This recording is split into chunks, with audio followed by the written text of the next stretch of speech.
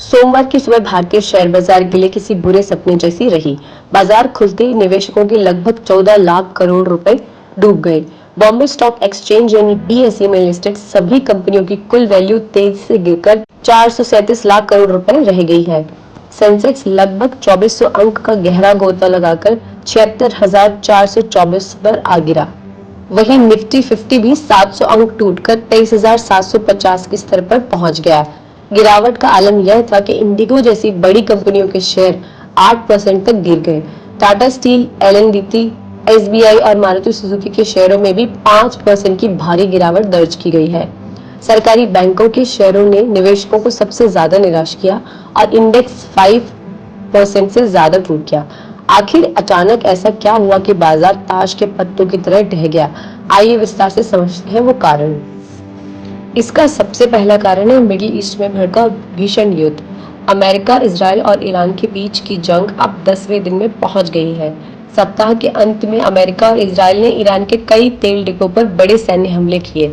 इन हमलों में ईरान के सर्वोच्च नेता आयतुल्ला अली खामनेई की मौत हो गई है, जिसके बाद उनके बेटे मुज्तबा खामनेई ने कमान संभाल ली है। ईरान ने भी पलटवार करते हुए खाड़ी देशों पर ड्रोन दागे हैं। ट्रंप ने साफ कह दिया है कि युद्ध तभी रुकेगा जब ईरान की सत्ता खत्म हो जाएगी। इस माहौल ने दुनिया भर के निवेशकों को डरा दिया है। इसका दूसरा कारण है अंतर्राष्ट्रीय स्तर पर कच्चे तेल का महंगा होना। अमेरिका और ईरान के युद्ध के कारण कच्चे तेल की सप्लाई रुकने का डर पैदा हो गया है। इसके चलते वेस्ट टेक्सास इंटरमीडिएट, WTI और ब्रेंट क्रूड दोनों की कीमतें लगभग 30% से उछलकर $118 प्रति बैरल के पार पहुंच गई है।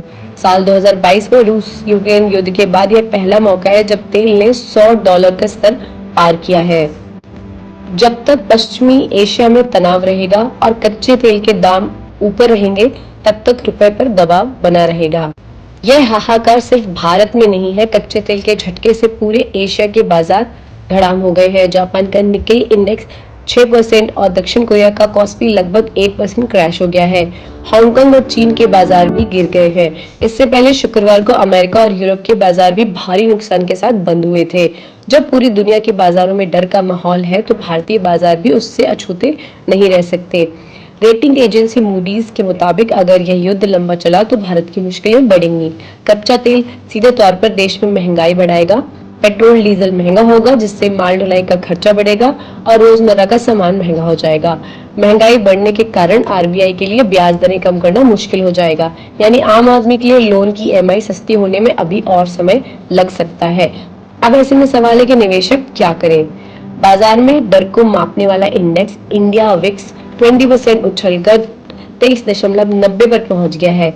बाजार विशेषज्ञों की सलाह है कि निवेशकों को घबराना नहीं चाहिए, क्योंकि ऐतिहासिक रूप से युद्ध या भू राजनीतिक संकटों का असर बाजार पर ज्यादा लंबे समय तक नहीं रहता है। विशेषज्ञों का मानना है कि banking, automobile, cement, defence, pharma जैसे सेक्टर इस संकट में भी मजबूती से टिके रह सकते हैं।